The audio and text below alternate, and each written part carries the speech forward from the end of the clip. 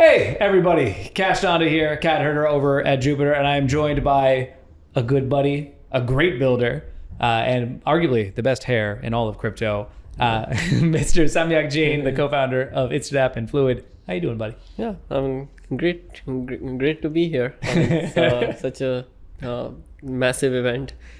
Yeah. So we just got off stage together. Yeah. How did that feel?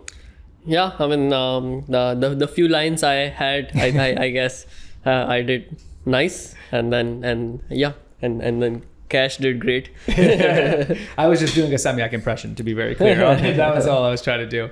Obviously, JupiterLend, we launched a bunch of stuff, announced even more stuff to do. But maybe let's start with just kind of like a basic, in case somebody's watching this, they're not yet familiar with JupiterLend. Why should somebody actually use JupiterLend?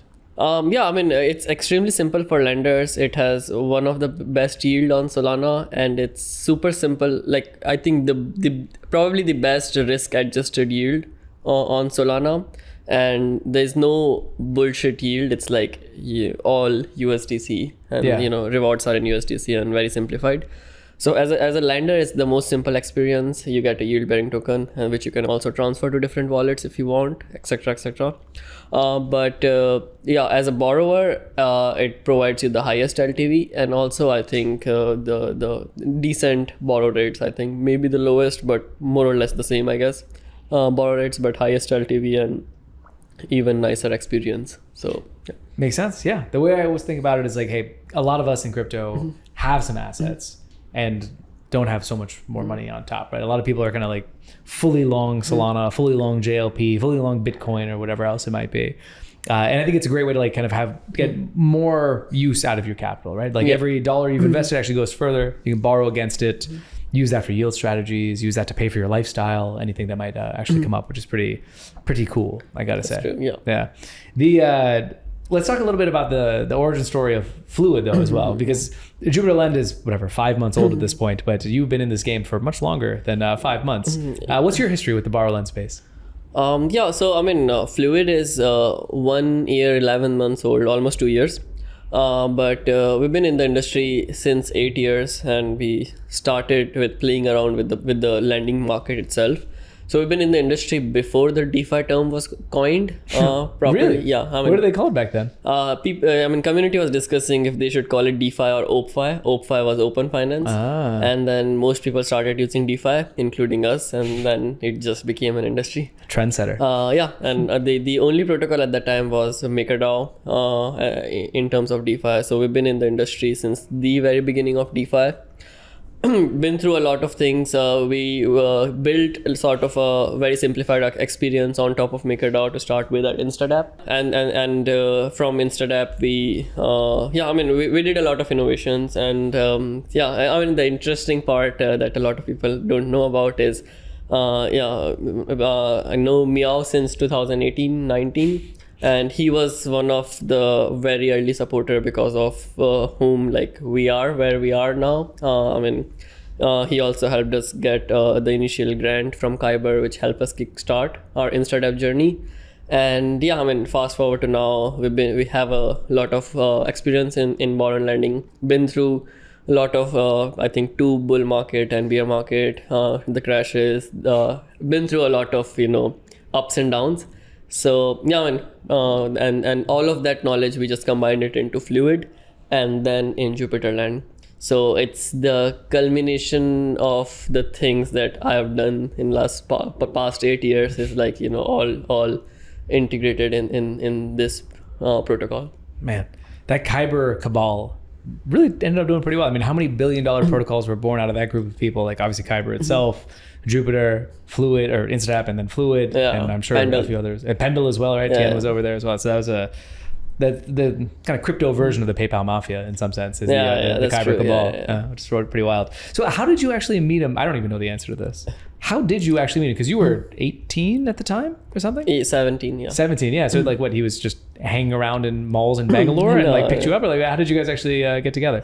So we, I built as a getting into the industry, I built a UI on top of Kyber. And my brother was also in the crypto. He was doing things around MakerDAO. So I just built a very simplified swap UI on top of Kyber and just posted it. and it took the Kyber's attention because it was one of the most experienced, best user experience wallet. Like I approached it in a different way, the whole experience. So yeah, I mean, they invited us to Loilu, the founder of Kyber, co-founder of Kyber. They invited us to in Singapore, where that's where we met Meow. It was interesting though, like there was a co-founder of Kyber, Loilu, and then there was advisor Meow. But it was the Meow who was speaking all the time, as usual. A trend that continues to this day, I will say. And speaking of old times, it's worth pointing out, I only know Meow's real name because of you.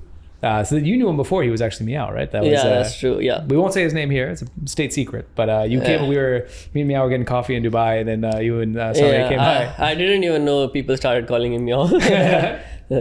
Well, I think it's cool. It's also worth pointing out that not only do we now have this Fluid partnership, by the time this is out, the Kyber partnership will also be fully public. So we're still working there. So a lot of history together, nice. Making great stuff and doing cool things. Yeah, they'll be working on JupeNet. They'll be doing like basically the intent execution across EVM chains. That's exceptionally good. Yeah, I mean, we also are extremely close with Kyber folks over at EVM as well. Yeah. So yeah. This is all a little inside baseball, a little history for folks who might know a bit about the industry. But let's bring it back to JupiterLend now then, right? Yeah. So you've known friends of the family for a very long time, built many great protocols, came over to Solana. How has building on Solana been different than building over in the EVM world? I think this question can be approached in two ways. Like Solana has given focus to, I would say, in some ways, like to scalability and user experience, like how can you make transaction cost as cheaper as possible, but added significant complexity for the developers. And on the EVM side, I think it's like simplified developer experience, but then there are some caveats on the scalability and gas issues. So so I think the development on Solana was surely a bit more tricky than on the EVM side because you need to factor a lot more things. Since we have great developers. We've done it was an overall interesting thing. Was like we built some the most complex and advanced thing on the EVM side. Also secure because of all the many checks that we've added, I call them jugaad, but it's like cover all the edge cases in every possible way. We also brought them over to Solana, JupiterLend, and it's been an interesting experience because it's not only did we build on Solana, but like we build one of the most advanced protocol on Solana. So and the fastest growing protocol in Solana history, if I'm not mistaken. Pretty incredible stuff. I guess nowadays on JupiterLend we have something like 1.8 billion in total supply. Something like 750 million kind of borrowed out. It's great. Those are objectively very large numbers, but I know that we both think that those numbers are actually still tiny relative to where things are going to go. Can you talk a little bit about how you see the next 10 to 100x happening in on-chain credit and borrow-lend protocols? It will come from multiple places.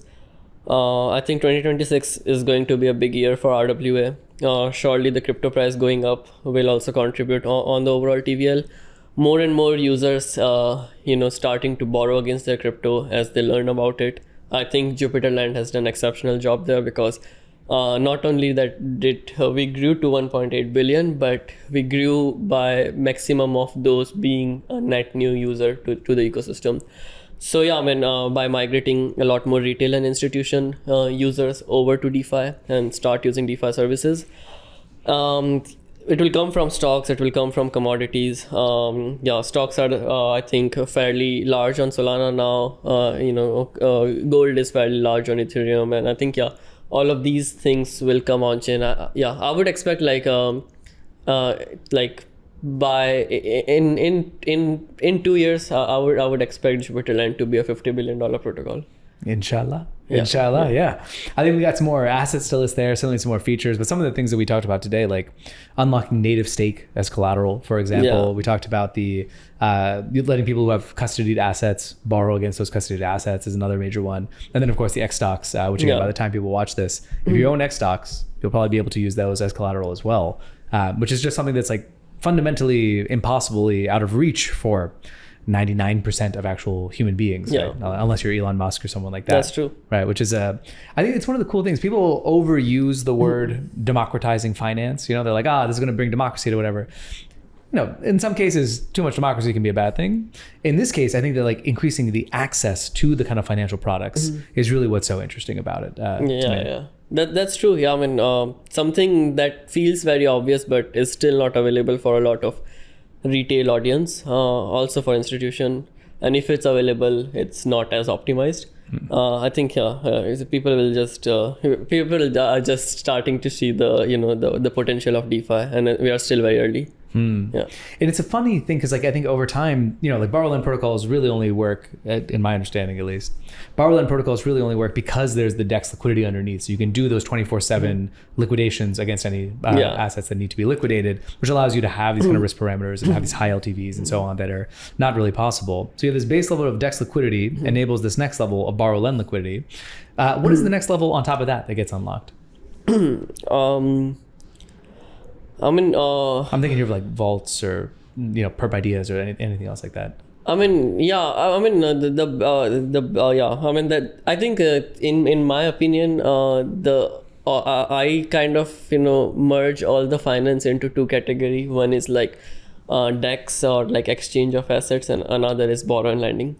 And anything you do is like in some way derivation of it. Like perp is an exchange and is also kind of like a borrow and lending market because you're going leverage.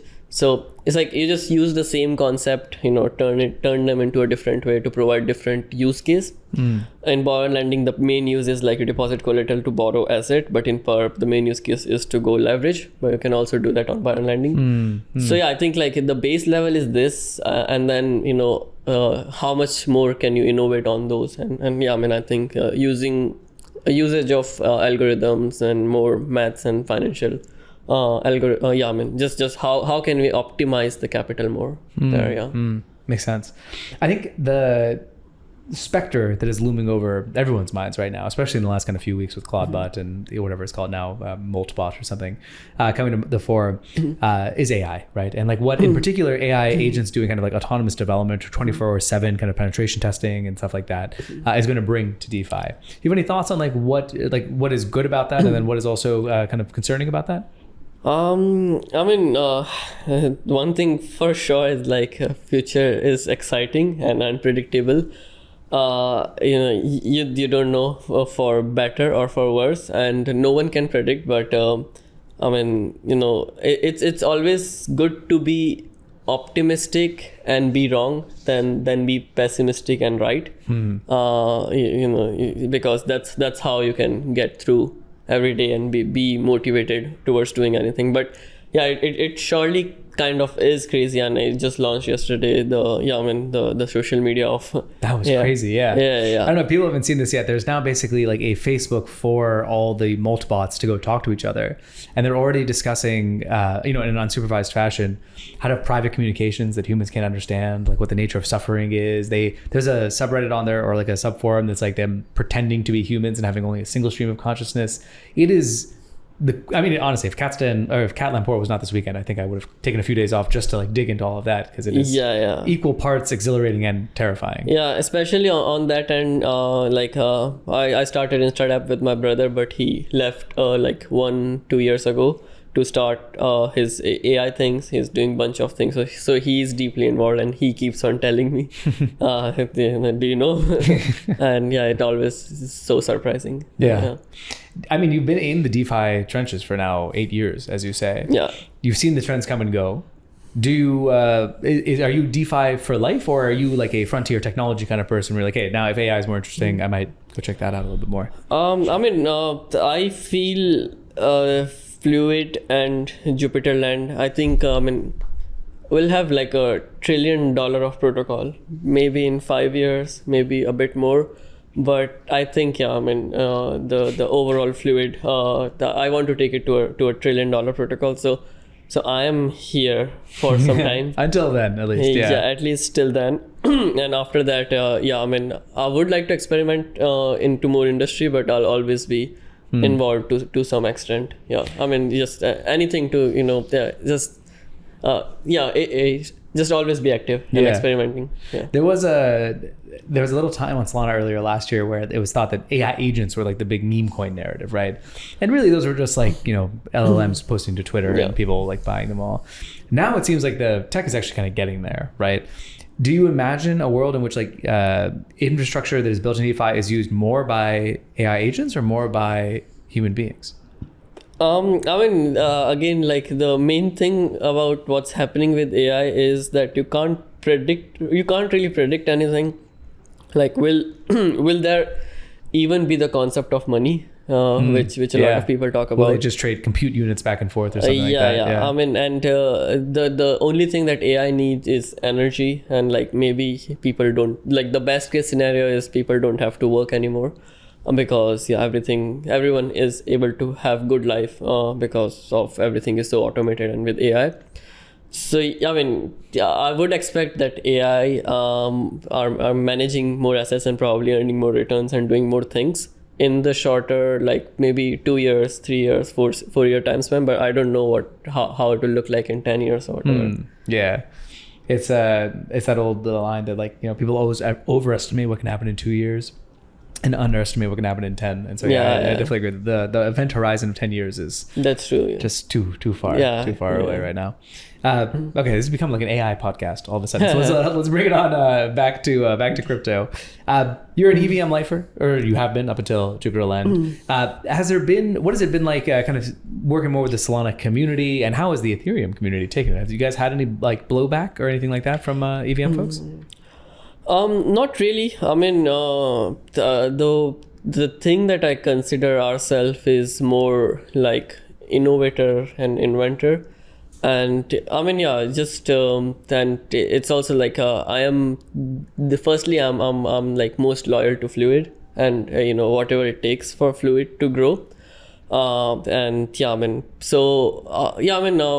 fairly large, and I have a lot of respect and some sense of giving back to Ethereum community as well, because I don't think without them we would have been where we are, like the support of early Ethereum community members and so on. So we are surely very close there.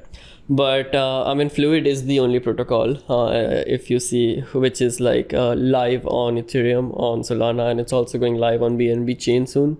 The thing that I often mention is like you can't really have community between multiple chains. Like you always people will consider you a part of a specific community, and then they won't allow you to a different community. So but on the Jupiter side, like Jupiter has, I don't know, one of the biggest or probably the biggest community in all of crypto. Everyone knows about Jupiter, at least on the Solana side, but also outside of it.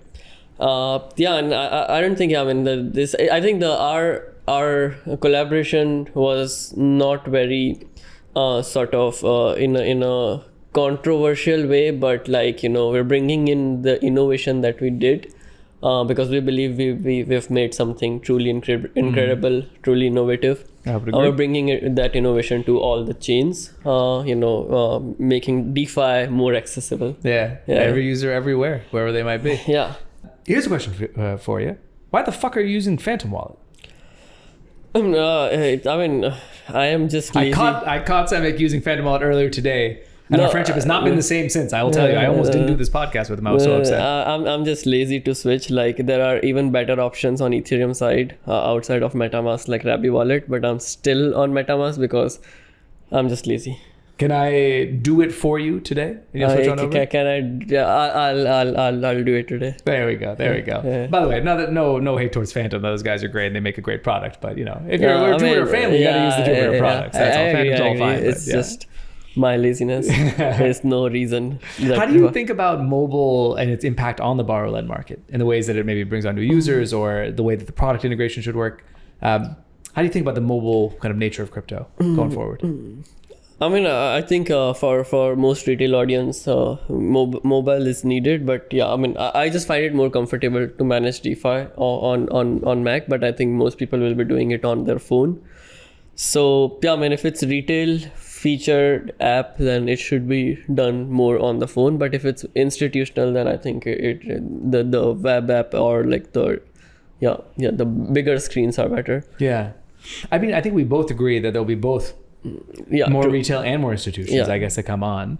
Are you more from your perspective as a builder? Is there one or the other that you're optimizing more for? Like, are you optimizing more for the institutions or more for the retail, or both? We're optimizing for tech and innovation. Yeah, and then we have you as a great distribution partner.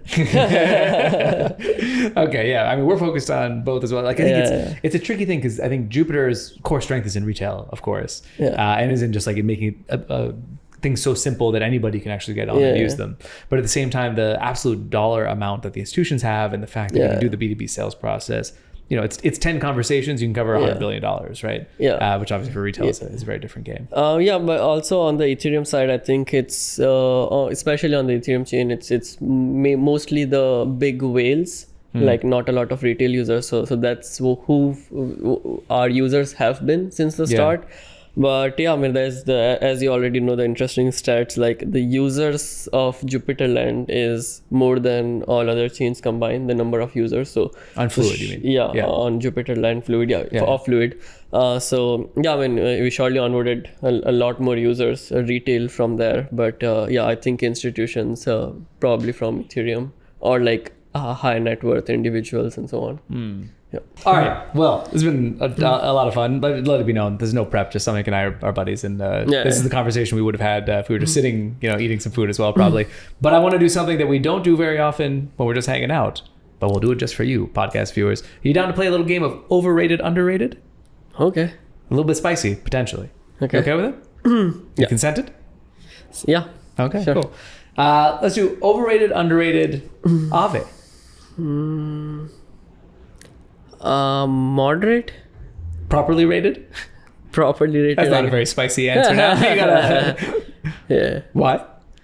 I mean, they have large TVL and they have decent valuation. Yeah. Like, I mean, it's not like they're, overly valued or something.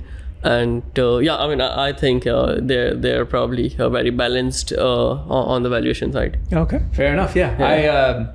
We don't necessarily have to do just the financial side as well, just like the social conception of it. I would actually have said that Aave, despite, I mean, like in some theoretical sense, they are a competitor to Jupiterland. Obviously, they are a competitor, but I know you're close to those guys as well.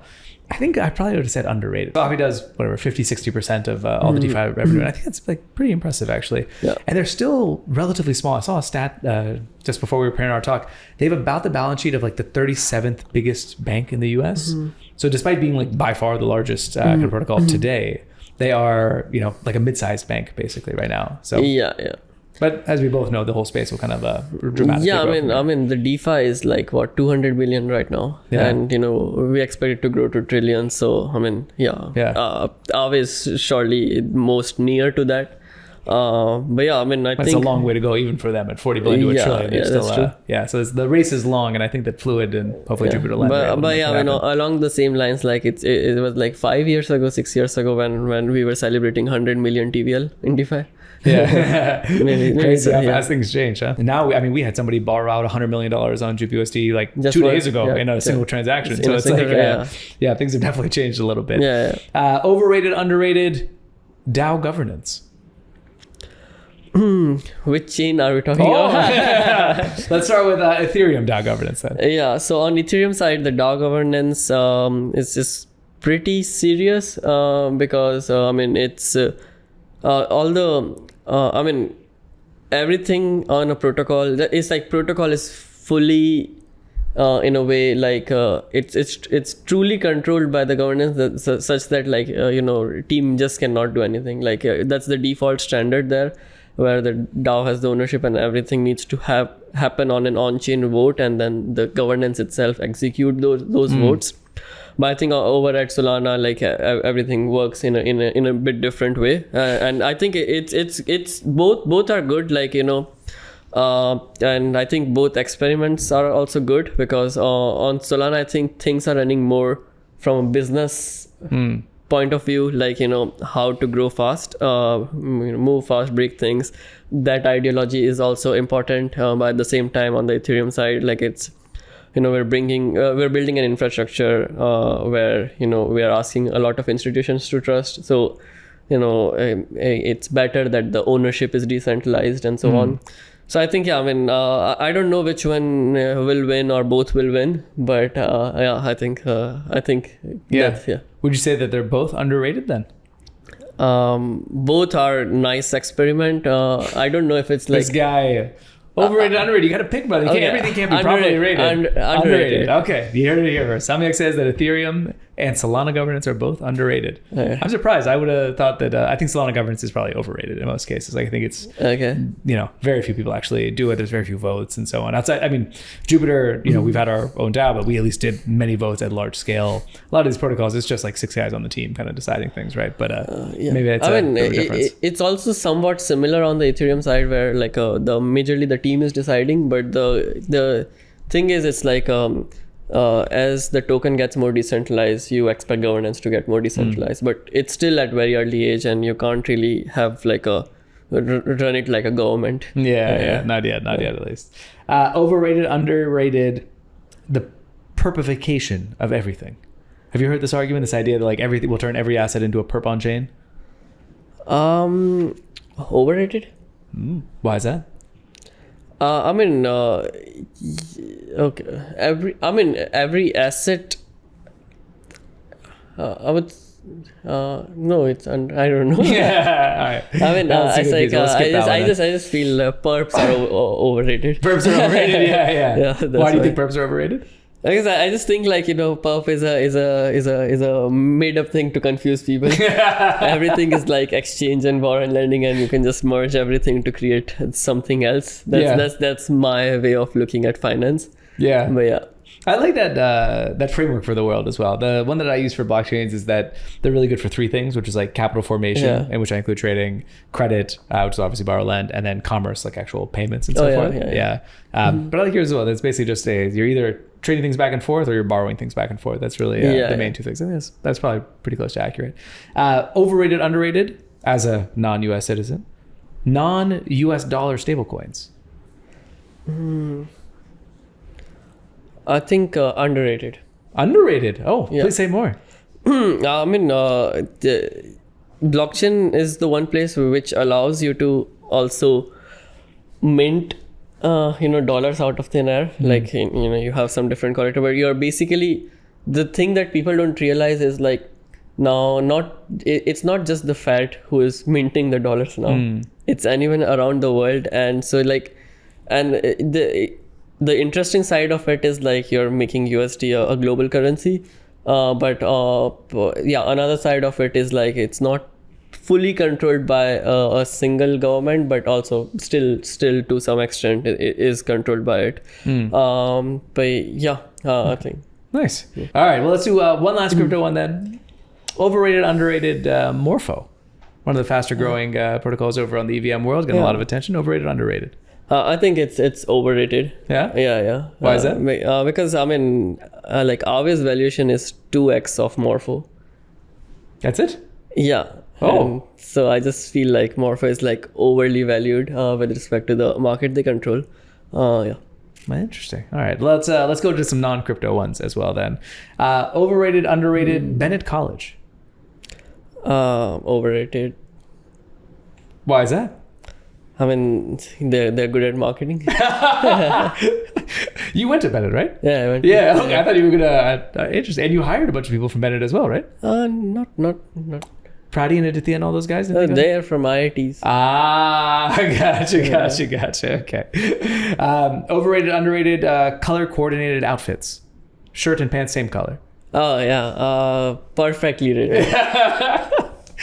What percentage of your wardrobe is color coordinated outfits? Probably 50%. Yeah. That's pretty good. Let's do one last one. Overrated, underrated, coconut oil.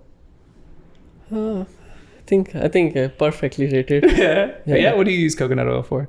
I mean, I put it in my hair. I also use different products, but coconut oil is one of the main ingredient. I'm gonna say it's underrated then, because I don't know. I don't think people are up on coconut oil game. I mean, if you've not lived in India. Yeah, I guess that's true. That's how you know I'm an American. In my heart, then, I guess. Samyak, this was a lot of fun. I think we all learned some stuff. We took a few kind of random digressions, but hopefully folks didn't expect that. Yeah, well. We didn't expect to be doing this podcast until about 45 minutes ago. So it's no questions, no preparation, just good conversation with a good person. And you're natural. I don't know if you heard, I'm a podcast host, actually. It's my main claim to fame. Yeah, that's true. You are natural. Anyway, well, thanks everybody for watching this episode of Inside Jupiter or the On-Chain Media podcast or whatever the fuck we end up calling this. Samyak, thanks for coming out. I mean, we're going to keep hanging out for the next few days. So it's not really goodbye. It's just goodbye to you, dear viewers. Bye. Bye.